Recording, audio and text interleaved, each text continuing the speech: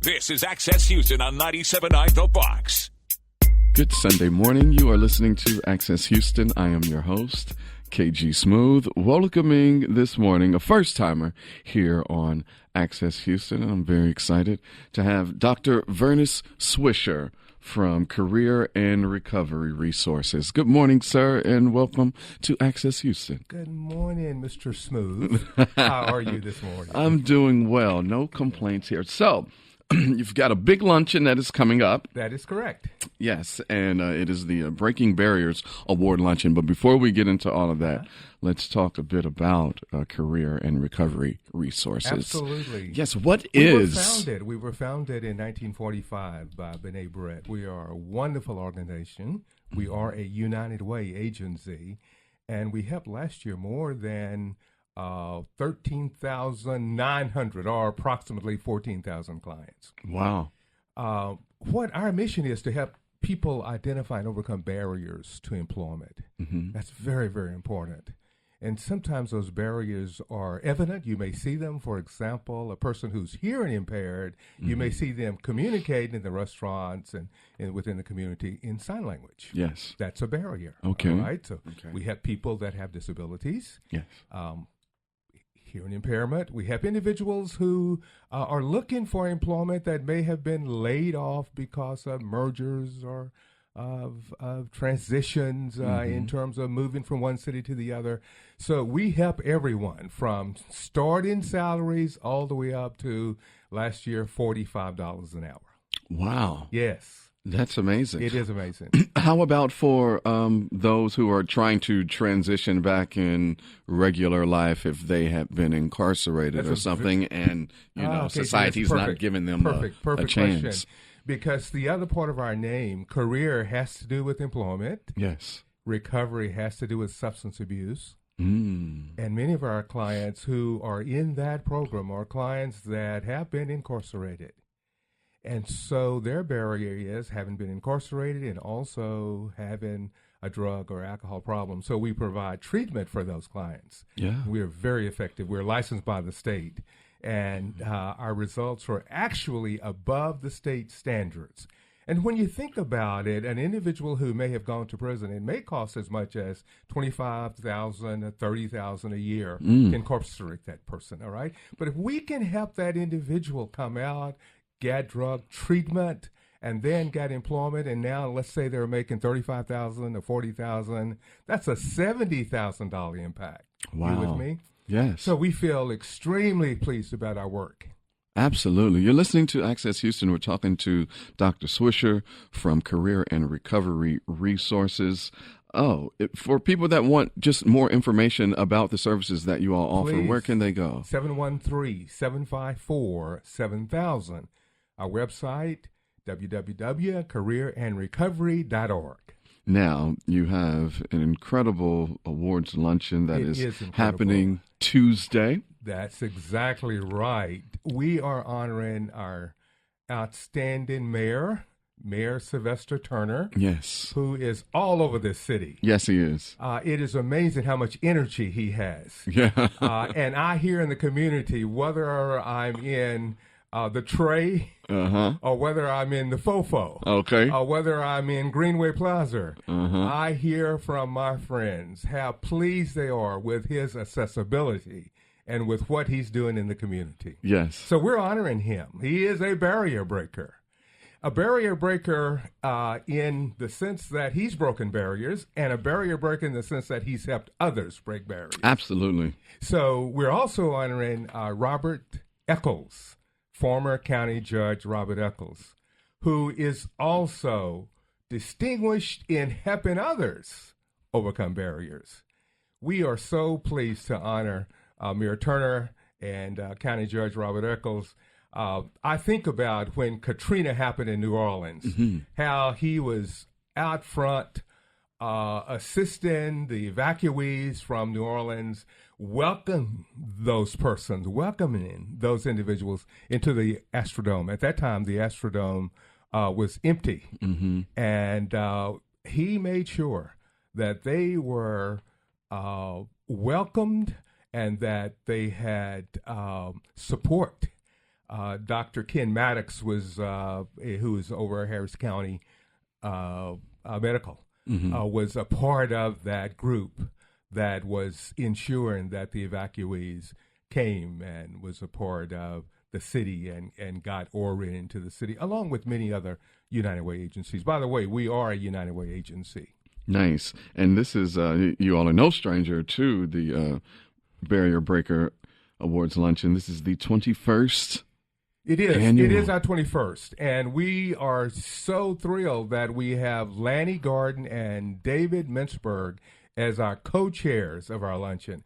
And we are expecting more than 500 plus individuals at our luncheon. It's going to be outstanding. It'll be at the Hyatt Regency. Oh, this is going to be incredible. We're off to a great start. Absolutely. Now, not only will our guests hear about our honorees, they will also hear about store clients. They will tell their stories unscripted.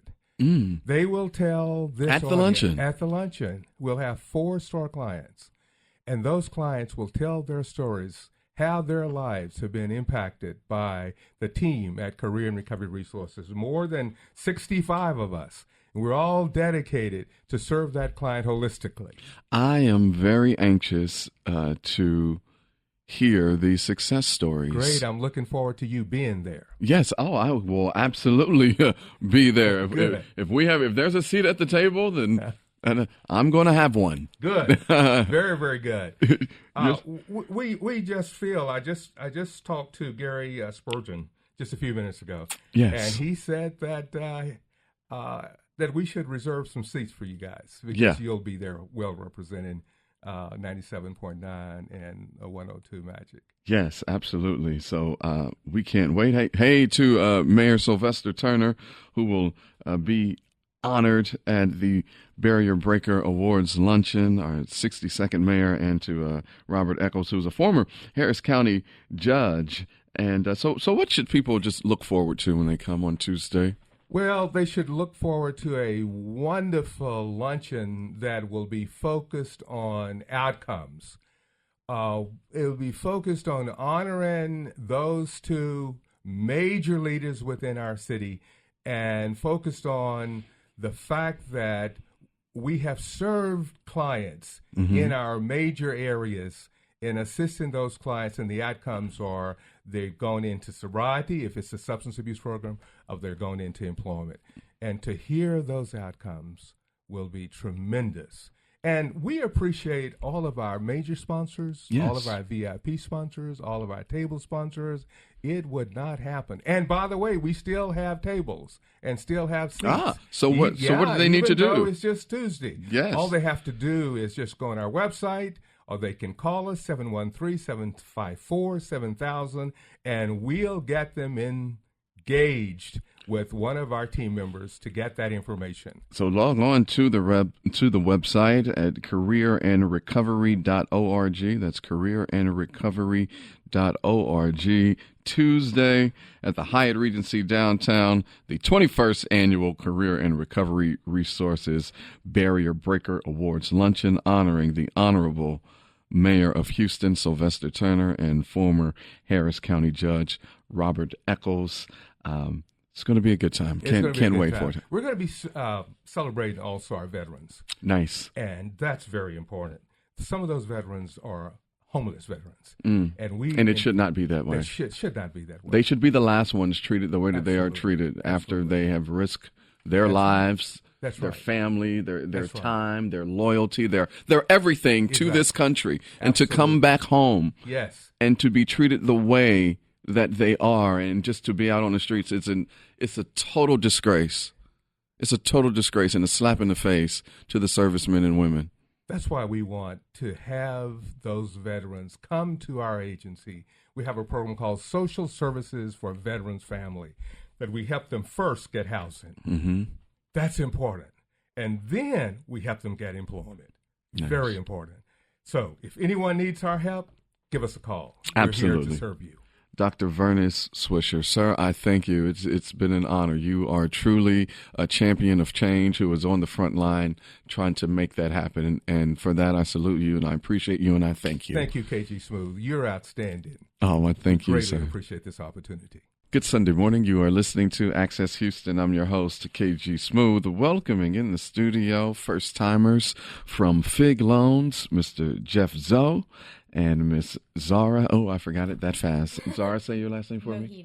Mohidin. Zara Mohidin. Good morning and welcome. Thank you. It's a pleasure to be here. Yeah, thank you for having us. The pleasure's all mine. So, Fig Loans. I have never heard of Fig Loans. What is Fig Loans? Yeah. So Fig Loans is a bridge between bad and good credit. So one of the problems that we saw today was that if you have bad credit, you need to get credit to build credit. But if you have bad credit, no one will give you credit. And so what we do, makes sense. Yeah. It doesn't make sense, but it does make sense. Right. Unfortunately, it does make sense. Yeah. So what we do is we actually extend emergency loans to people who can't get access to credit cards or bank loans today. And then we report credit on those, and we offer them additional credit building products so that in the future, when they run into a cash flow challenge or a tough situation, they're able to get access to more affordable products from local banks and credit unions. So how would one fall into a situation where they would need Fig Loan? So what you just explained, Jeff, could you give me, and for the people out there listening, like an example, and then maybe they can compartmentalize it and say, oh, well, that's me. Mm-hmm. Absolutely. So it starts earlier on, well before the situation. So say you're around 20 years old and you've gotten your first credit card. And you're not quite sure how credit works. And so you make a couple of mistakes and you end up having to close the card. And what that does to your credit score is it actually basically ruins it for up to 7 to 10 years. And so over the next, call it 5 or 6 years, you're figuring your life out, trying to get things together. And this whole time you're living outside of the traditional credit card world. And so what might happen is you might have a series of unfortunate events, right? You have a nice savings for you, but your car breaks down and you happen to have to go in the ER for something really small. But next thing you know, you're out of cash and you need to find someone that can lend you a little bit of money so that you can basically smooth out these big expenses that you had come in. Wow. It sounds like me when my freshman year in college. that total scenario.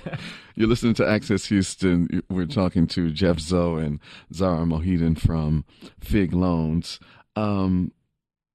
These payday loans, I find those personally. I feel that it's a trap when I hear the commercials for a payday loan. And then the interest rates that are brought on to these folks that may need, $500, and then they end up paying back like $900. What do you say to people out there who get involved with these payday loans? So, unfortunately, for people that get involved in payday loans, it's not really a conscious choice. It's because they were in an emergency situation, like Jeff said, and they really were strapped for cash. And so what we try to do and help people that are in this payday debt trap or, fall into this cycle, because like you said, when people take out payday loans, they're like, oh, I can just pay it back within 2 weeks when I get my paycheck. But if you don't have $500 today, it's really egregious to kind of expect someone to have $560 in 2 weeks and pay all of their living expenses and keep the lights on and all of that. So that is what the consumer advocacy groups here in Houston and all throughout Texas call the debt trap. Because then, a nice payday lender, quote unquote, nice payday lender is saying, oh, well, you can just roll it over and don't worry about it. You can just keep rolling it over and rolling it over and rolling it over until you're in debt for a year to 2 years and it's totally shot your credit score. So what we at FIG have done is we have tried to create a lot of financial literacy and guides around this kind of predatory practice, because a lot of our customers ask us these exact questions, like, what is the debt trap? How can people do this? How is this legal? And we've tried to find financial literacy information for them, and it just isn't out there. So we decided to write it ourselves. And actually, something that we've written that we're pretty proud of is a how to compare loans guide, which you can find on our website. And it is a checklist, actually, of all the questions that you need to ask before you take out a payday loan, or any loan for that matter. So the first question is, how much does the loan cost? And this is like a total cost type thing, not just APR, but how long is the loan out for? How long do you need it out for, et cetera. So that's step number 1. Step number 2 is how long is the loan for? Then step number 3 is, can I make the payments, or how often are the payments so they work with my schedule? And do I have some payment flexibility there? And then question number 4 is, are there extra fees? And question number 5, which is probably the most important, is, does it report credit? Because if you're paying payments and you're taking your paycheck to pay off this loan, you should be able to establish a good track record with the credit bureaus so that next time you're in an emergency situation, you can say, hey, I'm a good borrower, I just need like a credit score. So it establishes some line of responsibility there. Yeah, and so I think one of the things that we were seeing with a lot of the payday lenders is that they do not report credit. And so in our guide, we do spend some time saying, hey, like having set up the credit reporting ourselves, we know that it's not that challenging for a lender to do. Yeah. And so when a lender tells you, we can't afford to report credit for you, we don't think that's very true because we've been able to do it ourselves. Wow. You listen to Access Houston. I'm talking to Jeff Zhou and Zara Mohidin from Fig Loans. This is some great information because,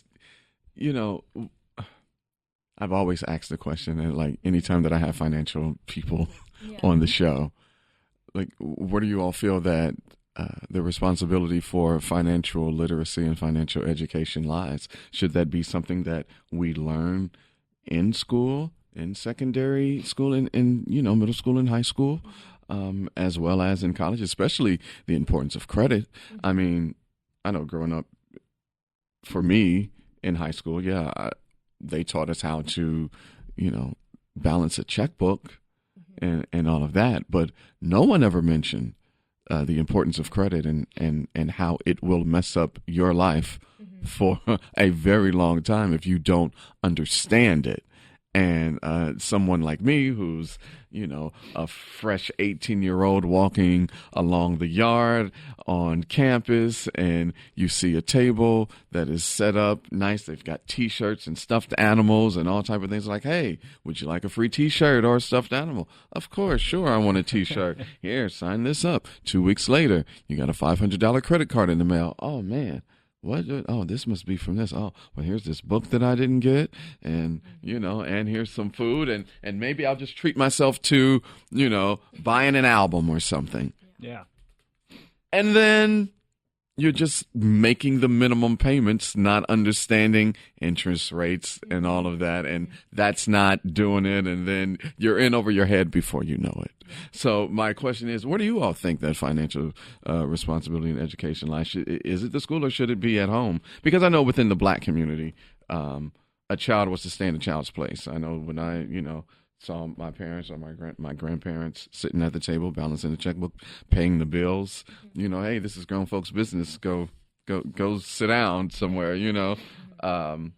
I wish that wasn't the case, or, and a lot of people will probably be better off. So where do you all feel? I'm sorry that the question was so long. No, it's totally interesting, totally accurate. So I think, like you were saying, those people who set up, nice plush stuffed animals and free T-shirts and all this stuff, the onus is really on them. Like, that is very untrustworthy to kind of bait people and then not really tell what's going on behind the practice of credit. So that's why, as we've grown, we've thought it's really important to supplement that with financial literacy materials, which is why we've kind of, really encouraged our customers to be discerning and to really think about the financial literacy aspect, or what is credit and what does this mean, and we really encourage it. So we actually take customers' questions and put it on our blog, and we really try to create an awareness of options. And we even say, sometimes a FIG loan isn't the best loan, which is why we've partnered with a lot of local Houston nonprofits to show our customers that these kind of products exist. And we and you can talk a bit more about our Houston story, because it's pretty nice. Yeah, let's hear it, Jeff. Yeah, so we actually started Fig Loans a little over 2 years now, 2 years ago. And the reason we started in Houston was we wanted to learn more about predatory lending. And so my co-founder and I, we were basically calling financial coaches up, cold calling them. Called about 100 different institutions, and the one that really responded to us was United Way Thrive in Greater Houston.